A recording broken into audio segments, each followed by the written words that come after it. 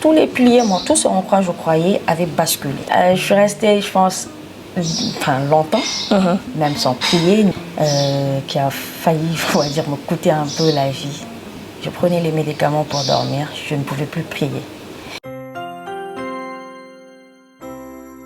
Lorsque nous mettons des mots sur les mots, les 10 mots deviennent des maudits et cessent d'être maudits. Une citation de Guy Corneau. Bonjour ou bonsoir. C'est Rahma de la plateforme Morale, des mots et des râles. La plateforme sociétale qui met en lumière les mots MAUX de la société, mais qui propose également des solutions. Tout d'abord, je vais t'inviter à t'abonner, à liker cette vidéo, mais surtout, n'oublie pas d'activer la cloche de notification pour ne pas manquer les prochaines vidéos. Tu peux également me trouver sur les réseaux sociaux, notamment Facebook, Morale by Rahma, Instagram, mot-ral, sur LinkedIn, mot-ral. Tu peux désormais trouver toute l'actualité de Morale sur le site web www.mot-ral.com. Aujourd'hui, j'ai l'immense plaisir de recevoir dans les mots RAL, mademoiselle Fatou Khouma, victime de dépression en 2022. Elle a repris ses études pour se spécialiser en psychologie après un bac+7 en communication et marketing digital. Elle fonde par la suite l'association Talk to Me pour sensibiliser sur l'importance de la santé mentale et lutter afin que les soins psychologiques soient accessibles à tous.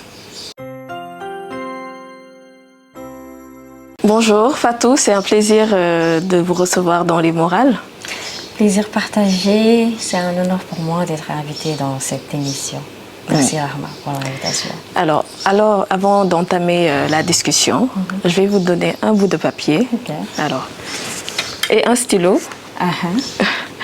Alors, vous allez écrire sur ce bout de papier un mot ou un adjectif. Et avant la fin de cet entretien, vous allez nous dévoiler ce mot et pourquoi le choix de ce mot. Ok, un mot. Oui, pas juste un mot. Pas... Juste un mot. Ok. Bon. Vous cachez, vous le gardez. D'accord.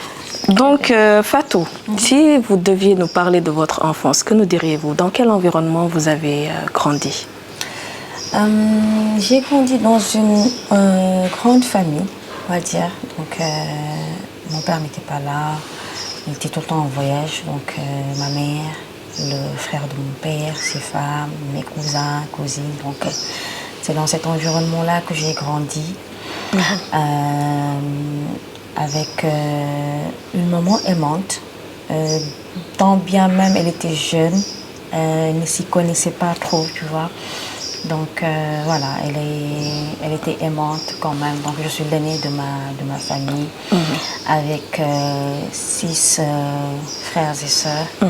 Donc voilà, donc j'ai grandi dans ça, c'est ça un peu mon enfance. Ok. Et aujourd'hui, quels mots définissent Fatou en tant qu'enfant et aujourd'hui en tant qu'adulte? 2 mots qui vous définissent entre l'enfant et la personne que vous êtes devenue. Enfant, je dirais effacé. Effacé, c'est-à-dire qu'il n'y a rien qui m'intéressait à part les études. Je ne me souciais pas trop de certaines choses. Voilà, moi, ce qui m'intéressait, c'est prendre mon sac, aller à l'école, étudier, lire, voilà, effacé. Donc, je ne m'intéressais qu'à ça. Et en tant qu'adulte, je ne sais pas trop, il y a tellement d'adjectifs qui me viennent à l'esprit. Je ne sais pas si je peux en choisir un. Engagé, je ne sais pas. Ou maintenant, pas du tout effacé du tout. D'introversion à engagement. Je suis toujours introvertie. Il y a des gens qui ont du mal à le croire. Je suis toujours introvertie. Bon, c'est vrai, je suis entre les deux, entre l'introversion et l'extraversion. Je suis un peu entre les deux. Ambivertie. Voilà, ambivertie, mais je dirais oui, je dirais engagée. Je pense que je l'ai toujours été aussi, parce que malgré que j'étais effacée, j'ai toujours lutté pour les causes qui m'intéressaient en fait. Donc quand il y a quelque chose qui m'intéresse, peu importe ce que c'est, moi je me donne à fond pour l'avoir ou bien pour l'obtenir. Et qu'est-ce qui intéresse Fatou? Actuellement, beaucoup de choses. Je me suis lancée sur beaucoup de combats, déjà concernant la santé mentale. Tout à fait. Terminer mes études, par exemple, en psychologie. J'ai vraiment fait une reconversion professionnelle. Donc, beaucoup de choses. Une stabilité, on va dire, autant familiale, professionnelle, personnelle, voilà. Donc, voilà, beaucoup de choses. Ok. Et dans l'entame de mon introduction, je disais également que vous étiez victime de dépression en 2022. Oui. Et c'est ce qui est à l'origine aujourd'hui de votre formation en psychologie et de la création de votre association Talk to Me. Mais parlez-nous d'abord de cette dépression-là. Qu'est-ce qui s'est passé? Qu'est-ce qui s'est passé? On va dire, quand on parle de dépression, il y a un déséquilibre. Un déséquilibre, et je pense que c'est ça qui s'est passé, parce que je suis une personne qui nage un peu dans les certitudes. Je fais une chose parce que je suis certaine, on va dire, de cette chose. J'y crois, en fait. Et moi, toute ma vie, c'était ça, des certitudes. Donc, ma vie qui repose sur, on va dire, 5 piliers: la famille, les études, le travail, les relations personnelles et la spiritualité. Donc, c'est entre ces 5 piliers-là que moi, je me reconnais. Et il est arrivé à un moment où il y a eu un déséquilibre total. Parce que quand on parle de dépression, c'est qu'il y a une phase de déprime qui a commencé, disons, en 2021, juste après la Covid. J'adore ma famille. Il s'est passé que moi, après mon bac, tellement j'étais studieuse, les gens disaient non, sûrement elle allait faire ses études au Canada, en France, voilà. Et là, je me retrouve seule avec mes frères et sœurs, à devoir jouer le rôle de la maman et du papa. Voilà, tout d'un coup, sans préparation, ni rien, je me réveille un beau jour, j'ai mon baccalauréat. On me dit, bah écoute, voilà, ta mère n'est plus là, elle est partie en voyage, ton père n'est plus là, à toi de prendre le relais.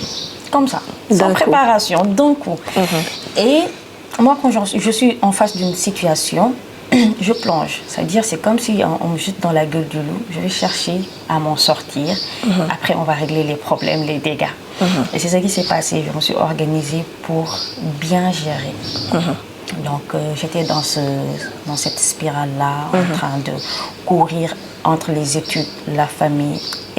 Ils étaient déjà jeunes. La plus petite, elle avait 5 ans. Donc, devoir se réveiller le matin très tôt, cuisiner. À 4 heures, commencer le repas, courir, aller faire les études à l'université, revenir terminer le repas, récupérer la petite à l'école. J'étais dans cette course-là et je pense qu'à un moment, je me suis perdue, moi, en tant que personne, en tant que... tout ce que j'aspirais à devenir, on va dire, c'était mis en stand-by. Parce que j'étais dans cette course-là. Donc, je me mets dans cette course juste de 2015 à, disons, 2020. Et ce qui se passe, c'est que je me réveille un matin, les enfants ont grandi, ils sont devenus autonomes. On m'appelait très souvent, ce que je disais à ma mère, quand tu m'appelles, c'est pas pour prendre de mes nouvelles. Top, ça va, comment tu vas, comment vont les enfants, point. Tu ne t'intéresses même pas à comment moi je vais, il n'y a que tes enfants qui t'intéressent. Et là, je me suis rendu compte que, en fait, moi, on avait besoin de moi juste pour gérer les enfants. Les enfants ont grandi, ils sont devenus indépendants maintenant, ils géraient leur vie. Moi, j'avais plus ma place, que ce soit dans la maison, que ce soit dans leur vie, que ce soit... D'ailleurs, on gérait les choses sans moi. Je me suis dit, mais attends, il y a un problème. Donc, il y a un petit déséquilibre qui s'est passé là-bas. Je me suis dit, il y a un problème. Alors, 2020, je change de boulot. 2021, j'en commence un nouveau. Et on va dire, c'est pas que j'aimais pas, mais j'apprenais pas comme je le voulais. J'ai dit tantôt que les études font partie d'un des piliers, moi, de ma vie. J'adore étudier, j'adore apprendre. Je le fais tout le temps. D'ailleurs, les 2 années où je suis restée sans apprendre sont été les années les plus catastrophiques de ma vie. Du coup, parfois, il faut reculer pour mieux sauter aussi. C'est ça. J'étais en train de me dire, est-ce que je fonce sur un doctorat ou bien est-ce que je vais aller mieux me former avant de faire un doctorat? Quelle filière, quel module, quelle étude je vais faire, etc. J'étais en train de me poser ces questions-là. C'est pour ça que je suis restée, par exemple, 2 ans sans Et c'est parce que vous étiez dans une phase de doute Et ceci a créé une certaine anxiété en vous et ce qui a abouti à une dépression. Non, c'est pas ces études-là qui ont créé la dépression. C'est que tous les piliers, tout ce en quoi je croyais, avait basculé. C'est-à-dire les études en font partie.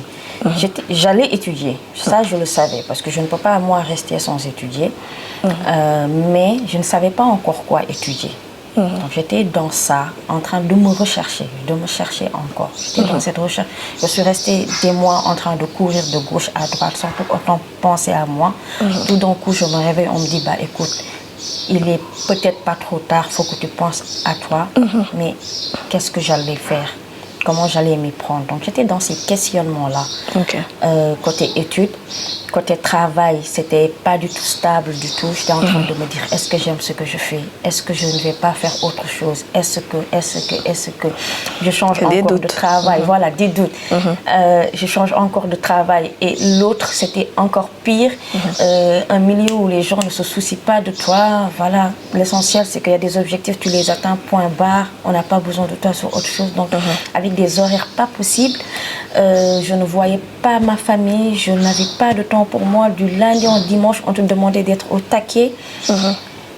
La spiritualité, la même chose. À un moment, je me suis dit, mais attends, je suis restée, je pense, longtemps, même sans prier ni faire quelque chose. Je pense. Tout à fait. Parce que, comment dire, vous étiez perdu. Quand Dieu vient, en fait, c'est quand Dieu il vient avec ces choses-là. Il ne vient pas avec la main facile là. C'est-à-dire, tout à fait. Avec tous ces problèmes-là, que ce soit les études, la famille, le boulot, je suis tombée malade. Une infection dentaire qui a failli, on va dire, me coûter un peu la vie, très mal. Et ça tombait sur le mois de Ramadan. J'adore jeûner. Du coup, je ne pouvais pas jeûner. Je prenais les médicaments pour dormir. Je ne pouvais plus prier. Donc, en fait, à dire qu'un concours de circonstances a fait que tout ce en quoi moi je m'attachais, je les ai perdus. Les relations personnelles, la même chose. C'est tombé à un moment où toutes les personnes qui m'entouraient m'ont trahi. Toutes les personnes. Donc, du coup, moi qui suis une personne qui nage dans des certitudes, quand tu me vois faire quelque chose, c'est que j'y crois. Je n'avais plus de certitude en quoi que ce soit. C'est-à-dire, je ne pouvais pas te dire, j'ai une famille même. Parce que je n'y croyais plus. Je ne pouvais pas te dire, je suis musulmane. Je n'y croyais plus. Je ne pouvais pas te dire, je suis spécialisée en ça. Je ne pouvais rien te dire dans ma vie. C'est-à-dire, je n'avais aucune réponse à aucune question. Je ne pouvais pas affirmer aujourd'hui, te dire, ah oui, moi, Fatou Kouma, je lutte par exemple pour la santé mentale. Je n'avais aucun ça. Mais aujourd'hui, est-ce que toutes ces expériences vous ont permis de vous découvrir et de vous connaître réellement? Ah oui. Après cette phase-là, comme je l'ai dit, c'est en 2021 que toutes ces questions-là ont commencé. Par des moments de déprime, ça m'arrivait de ne pas vouloir aller au travail, ça m'arrivait de ne pas vouloir les gens de ma maison, ça m'arrivait de rester fermée toute une journée, etc. et tout. Et après que je n'étudiais plus, je ne travaillais plus, spiritualité, c'était mort, les amis, les connaissances et tout ça également, c'était mort. Et ce qui est malheureux dans tout ça, excusez-moi de vous interrompre, c'est que lorsque vous vivez ces moments, vous avez l'impression que les gens s'éloignent de vous. Oui. Au lieu de jouer la carte de l'empathie, vous recevez des jugements. Bah oui. Et c'est souvent les capricieuses ou d'affaires. On entend souvent ça de Fubridiko, et justement pour parler de la santé mentale. Et c'est ce qui vous a motivé aujourd'hui à parler de la santé mentale jusqu'à créer votre association Talk to Me. Absolument. Donc on va sortir un peu de ce sillage et parler de votre association et de la santé mentale. Un sujet qui vous porte à cœur, qui vous tient à cœur. Et maintenant, votre association Talk to Me, pourquoi d'abord l'avoir anglicisée? Pourquoi Talk to Me? Alors, anglicisé, parce que ça fait référence à une chanson de Hamdello, Talk to Me. Donc, que j'aimais écouter, que j'aime toujours écouter d'ailleurs. Que je remercie en fait qui nous a permis d'utiliser sa musique comme hymne, on va dire, de notre association. Donc, c'est pas parce qu'on voulait angliciser ça. On s'est dit que comme il y a déjà une chanson qui en parle, on peut utiliser. C'était déjà une référence. Voilà, on a déjà une référence. Ok. Donc, c'était juste ça pour le nom. D'ailleurs, le premier nom, c'était Lean on Me, appuie-toi sur moi. Ok. Appuie-toi sur moi. Et on s'est rendu compte que c'est une association qui existait en Côte d'Ivoire. Bien vrai que ça ne faisait pas la même chose, mais je me suis dit, comme ça existe déjà, c'est pas la peine de truc. Et un jour, en écoutant la chanson comme ça, c'est venu dans ma tête. Comme ça. Et Talk to Me signifie en français parle-moi et confie-toi Wakhalakman. Mais est-ce que c'est facile au Sénégal? Pas du tout. Pas du tout.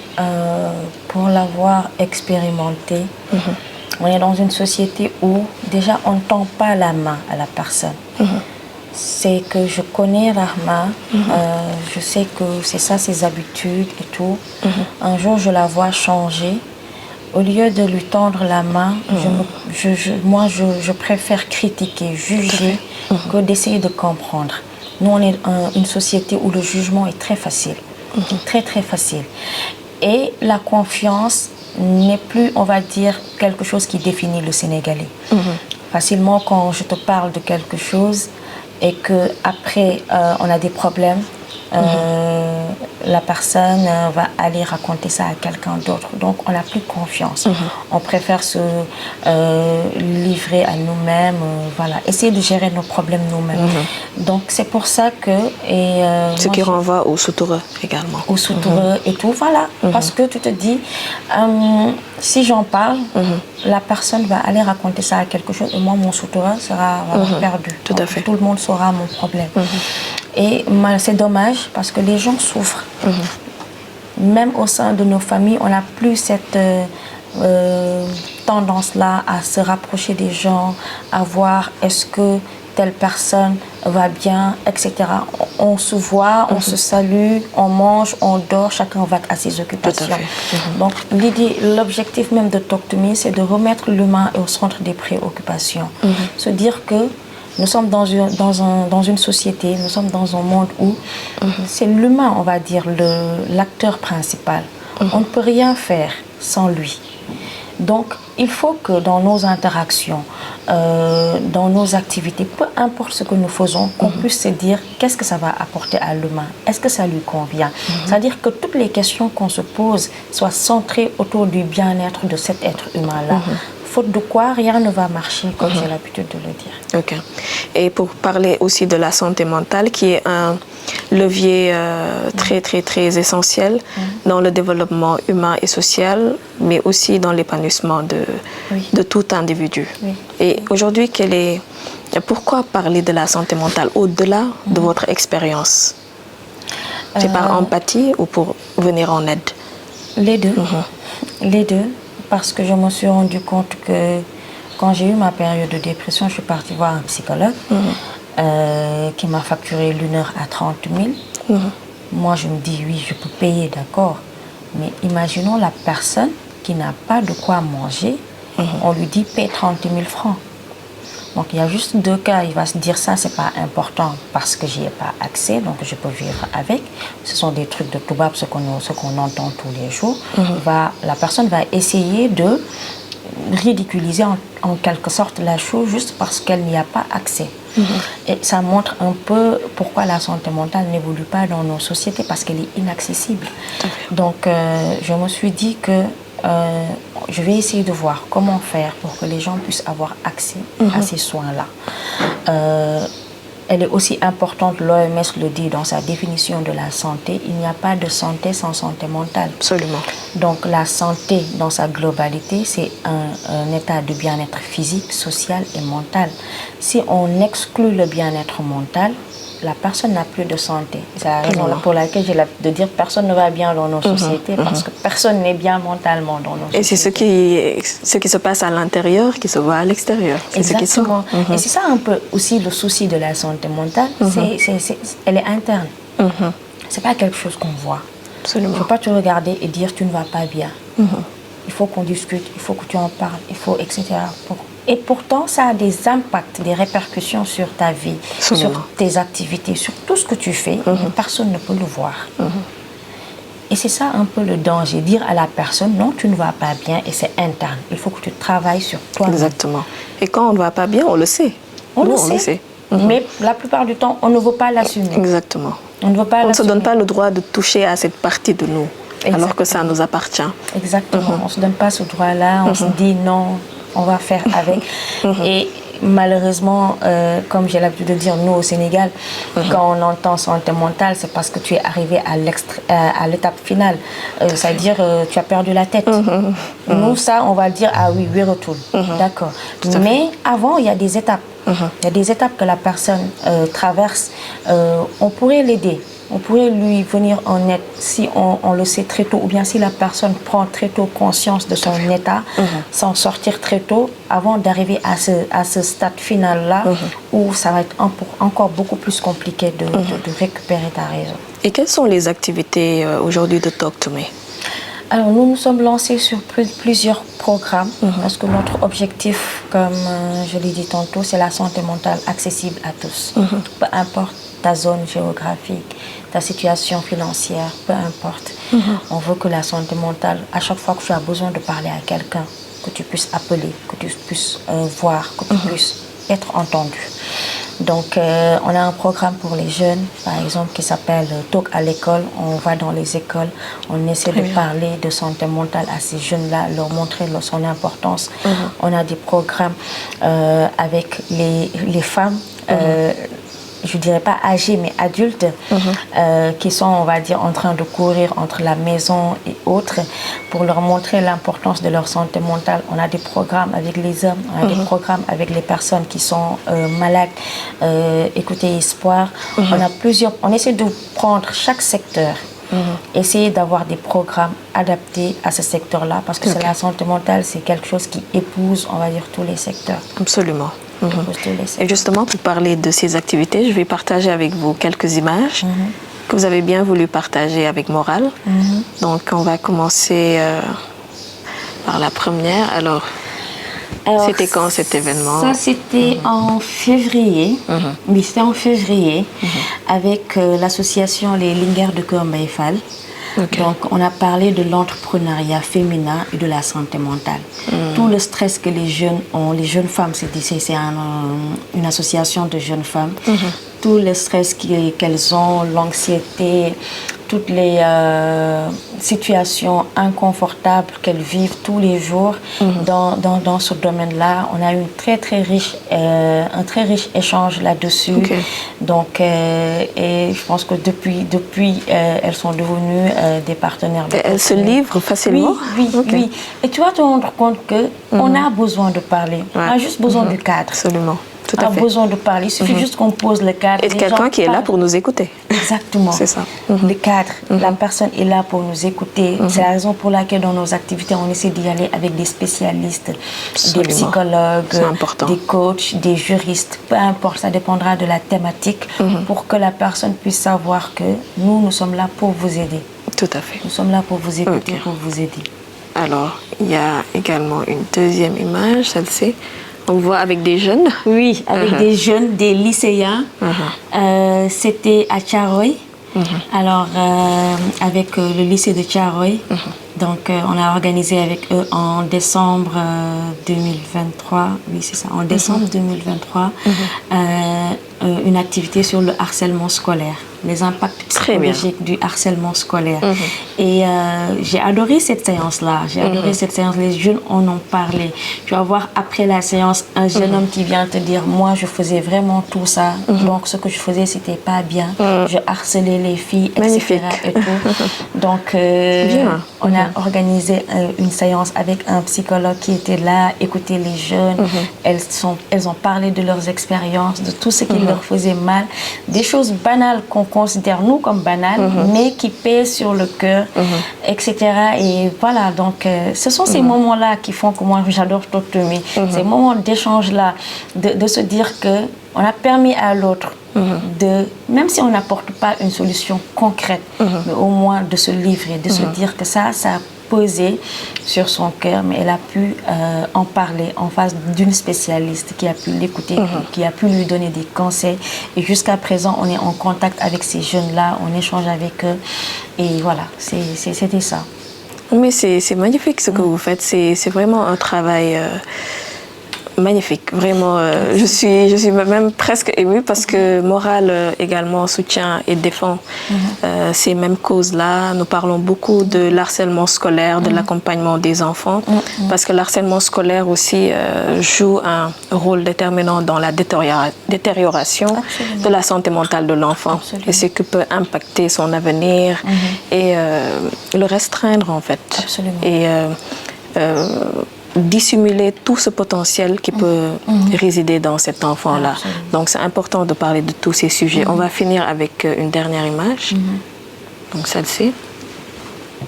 Alors ça c'est tout récent, c'est à Guédiawaye, avec des jeunes.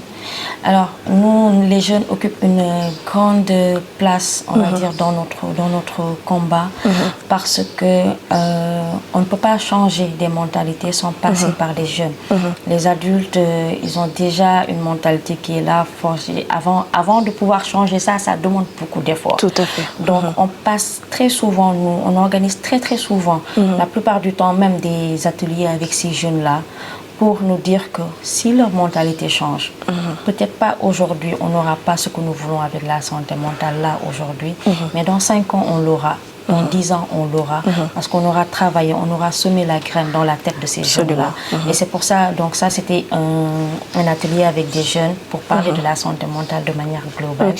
Donc, leur expliquer ce que c'est, leur montrer l'importance de s'exprimer, leur montrer l'importance de parler de ces problèmes, à qui en parler, pourquoi en parler. Donc, on a vraiment eu une excellente séance avec eux. En même temps, dans nos séances, on met d'autres activités, comme je l'ai dit tantôt. On était avec un coach en relaxation, donc les jeunes ont adoré et tout. On essaie vraiment de changer les mentalités en passant par la jeune génération. C'est ça, changer les mentalités en passant par la jeune génération. Mais il est vrai aussi que tout changement débute par les mots. Oui. Il faut parler pour impulser un changement d'abord de mentalité, des comportements, pour aspirer à un changement sur tous les domaines. Absolument. Ça c'est une réalité. Absolument. Et est-ce que vous avez été une fois confronté par, je sais pas, est-ce que vous avez déjà vécu une expérience un peu qui vous a touché? J'ai organisé, parce qu'en plus des séances, on organise des webinaires pour toucher les gens, par exemple, qui ne sont pas au Sénégal et qui en font vraiment la demande. Donc, on a organisé en mars, lors de la journée internationale, je pense, de l'endométriose, une séance avec des femmes victimes de l'endométriose avec l'association Endo-Sénégal. Et je pense que, comme je le dis, je suis restée après cette séance-là une journée ou deux sans parler, parce que j'étais tellement choquée, touchée du fait qu'une personne puisse autant souffrir, du fait qu'une personne puisse autant supporter sur une chose où on te dit qu'il n'y a pas une solution. Tout ce que tu peux, c'est que chaque mois, tu vas souffrir. On n'a pas une solution médicale à t'apporter. Psychologiquement, on ne peut pas faire grand-chose à part t'écouter. Et c'était pesant, on va dire, pour toutes les personnes qui ont assisté à ce webinaire-là. On a assisté à des pleurs. C'était vraiment lourd émotionnellement. Oui, ça arrive parce que aussi, en matière de psychologie, de santé mentale, il faut qu'on puisse ressentir cette empathie-là, bien vrai qu'on doit détacher aussi. Le détachement, mais on ne peut pas ne pas ressentir la douleur de l'autre. Se dire que cette personne souffre, j'aimerais l'aider, je voudrais l'aider, je voudrais que sa souffrance disparaisse, mais qu'on se sente impuissante. On ne peut rien faire que l'écouter, on ne peut rien faire que lui dire, bah écoute, ça ira. Ça pèse beaucoup, parce qu'il y en a qui n'ont même pas ces mots-là, mais on aimerait en faire plus. Et vous faites déjà beaucoup actuellement. Et c'est vraiment remarquable le travail que vous abattez. Merci beaucoup. Donc, que pensez-vous aujourd'hui, Fatou, de l'éducation des enfants et de leur accompagnement? L'éducation des enfants, je me dis qu'elle n'est pas complète.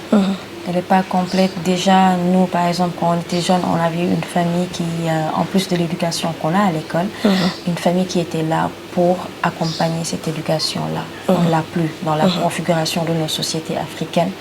Les enfants sont un peu laissés à leur propre sort. On va leur dire, débrouillez-vous. On n'a pas votre temps. On va chercher à vous nourrir, à payer les études et tout. Mais vous, en tant que personne, comme je reviens à ça, on va tout faire pour que la personne bénéficie du programme, étudie, mais on ne s'intéresse pas à la personne. On a assisté récemment à beaucoup de suicides de jeunes, tout simplement parce que les parents disaient on ne savait pas qu'il n'allait pas bien. Parce qu'on ne prend plus le temps, les parents, on ne prend plus le temps d'avoir des moments de qualité, pas de quantité. On n'a pas besoin de vous voir, on n'a pas besoin de voir la personne, on a besoin de passer des moments de qualité avec la personne, se dire que cette personne-là, elle est là pour moi.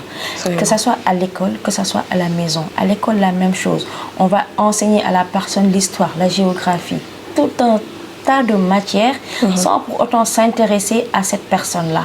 Une classe de 50 personnes, il y en a qui ont du mal peut-être à comprendre parfois.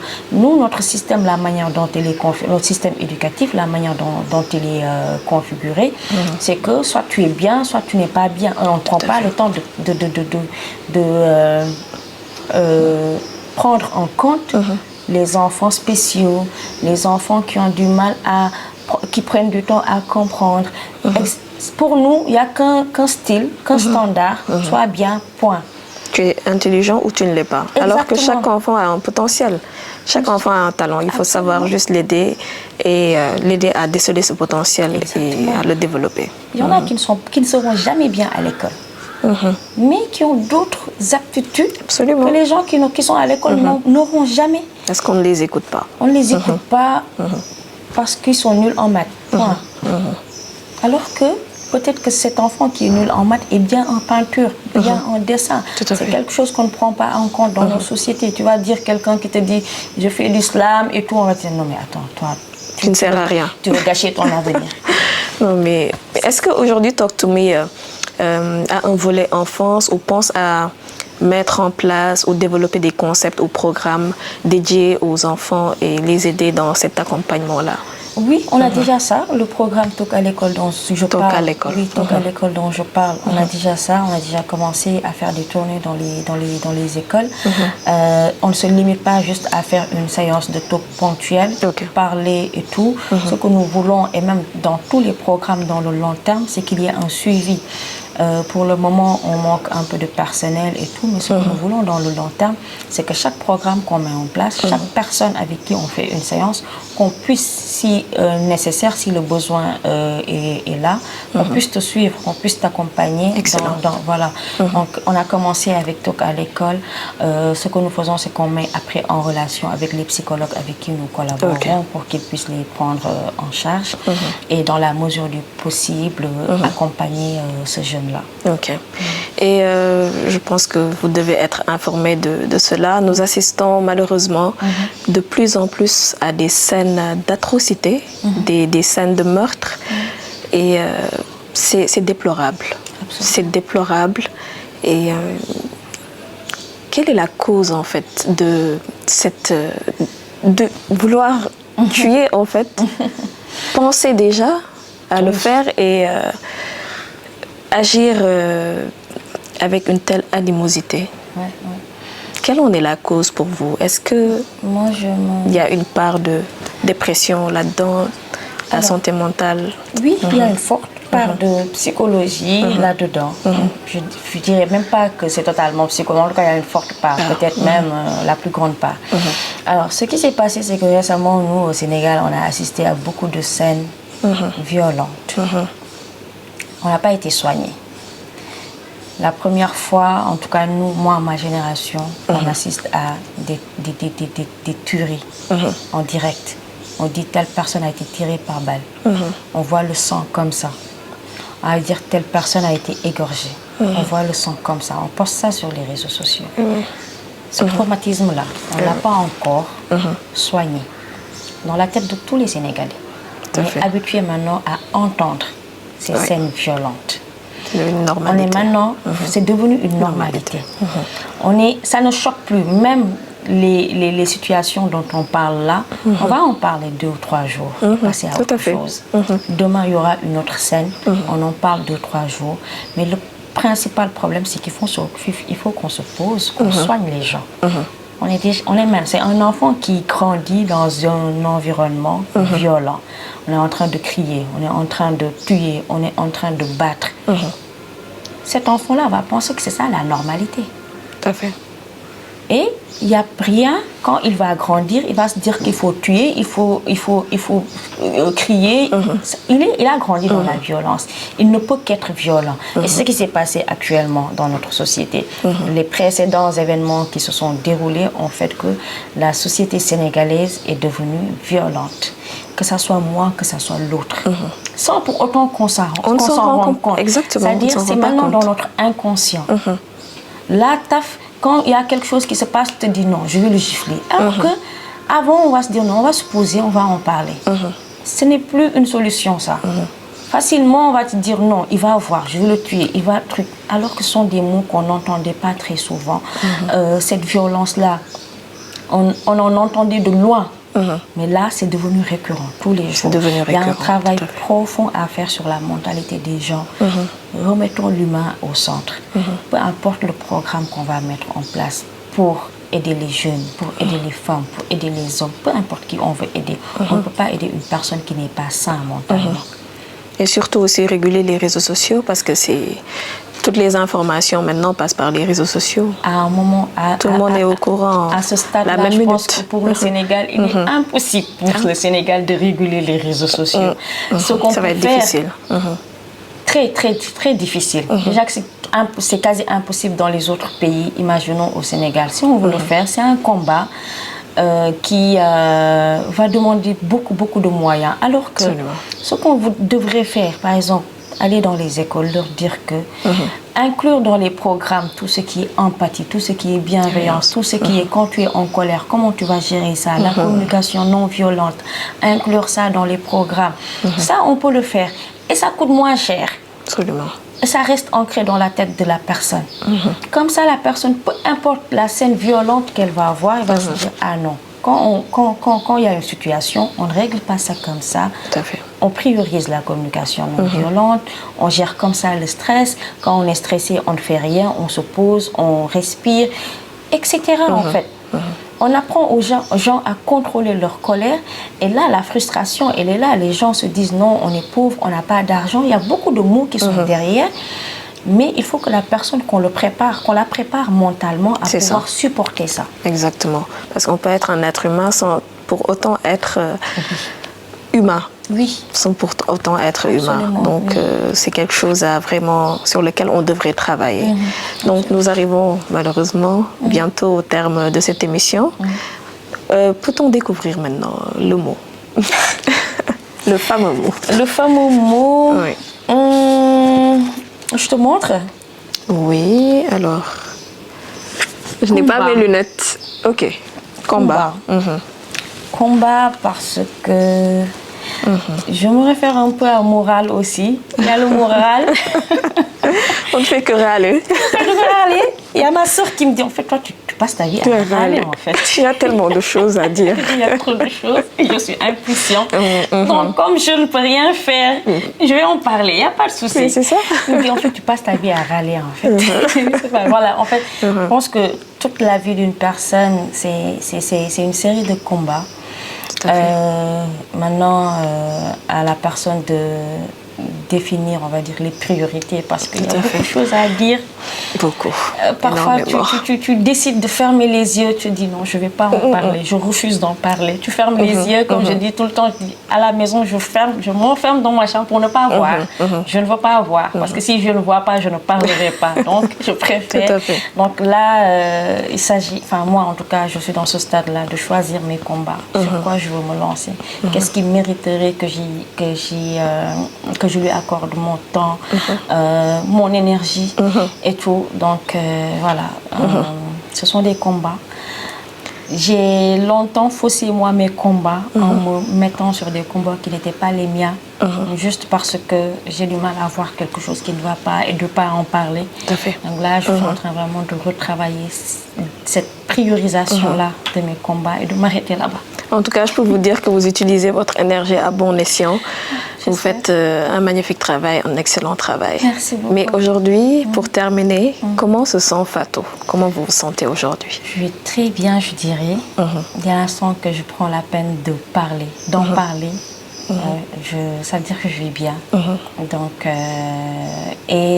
j'ai retravaillé ma personnalité. J'ai fait un long travail sur moi-même, sur mes priorités, sur ce que je voulais, sur ce que je ne voulais pas. Donc, je sais vraiment maintenant, on va dire, peut-être pas à 100%, mais en tout cas à 90, 80 peut-être %, qui je suis, ce que je veux. Tout à fait. Donc, je vis bien, très bien. Tant mieux. Heureuse pour vous? Oui, merci beaucoup. Très bien. Très bien. Alhamdoulilah. Et quels sont aujourd'hui les conseils que vous pourrez prodiguer d'abord aux parents, à toutes les personnes qui sont censées aujourd'hui accompagner l'enfant, le jeune, que ce soit à l'école, que ce soit dans le cercle familial? Quels sont les conseils que vous pouvez prodiguer à toutes ces personnes? Accordons-leur du temps. Écoutons-les. Remettons-les au centre de nos priorités. C'est bien de nourrir la personne, de la mettre dans de très bonnes conditions, qu'elle aille dans les meilleures écoles. Mais il y a ce besoin-là que l'enfant a, que la personne a, d'être écoutée, d'être entendue, de savoir que je suis importante. Ça fait partie des besoins de la personne. Et on doit lui donner ça, au même titre qu'on lui donne à manger, au même titre qu'on lui donne à boire, au même titre qu'on lui donne de beaux habits. Il faudrait qu'on puisse se dire, oui, mon enfant sera dans de très bonnes conditions. D'accord, mais il faut qu'on puisse donner une très grande place au bien-être psychologique de l'enfant. Absolument. Et savoir que cet enfant-là va grandir et la plupart des traumas de l'adulte viennent de son enfance. Donc ces traumas-là avec lesquels il va grandir vont lui causer des problèmes dans sa vie adulte. Tout à fait. Donc tout ça, on doit, et c'est de la responsabilité des parents. Quand on décide de faire un enfant, on doit prendre la peine de veiller à son bien-être physique, psychologique et social. Ça c'est du ressort du parent. Absolument. C'est du ressort du parent maintenant. Comme on dit, l'école éduque, instruit mais n'éduque pas. C'est aux parents d'éduquer et de s'assurer que son enfant est dans de très très bonnes conditions. C'était un plaisir d'échanger avec vous, Fatou. Merci pour votre disponibilité, pour le temps, pour les mots utiles. Et je vous souhaite bon vent pour votre association Talk to Me et continuez le travail, continuez d'impacter. Nous sommes au terme de cet entretien. C'était un plaisir de recevoir dans les mots râles mademoiselle Fatou Khouma, fondatrice de l'association Talk to Me. Parle-moi, tout simplement. Je vous invite à vous abonner, liker cette vidéo, partager, commenter, dites-nous votre ressenti, qu'est-ce que vous pensez des activités de Talk to Me, de quoi souhaitez-vous qu'on parle, les thèmes que vous souhaitez qu'on aborde. Et nous sommes là pour échanger sur tout ce qui peut nous aider à impacter, à changer la donne et faisons-le ensemble. Je ne vais pas terminer sans pour autant vous présenter cette tenue. Alors, je suis habillée par Chimène, la boutique Chimza, qui se trouve juste derrière l'hôpital SAMU, Cyprès 1. Vous pouvez joindre Chimène au 77 397 29 95. Merci beaucoup Chimène pour cette belle tenue. Et chers abonnés, on se donne rendez-vous très très bientôt pour un autre entretien. Et d'ici là, je vous souhaite une bonne santé mentale.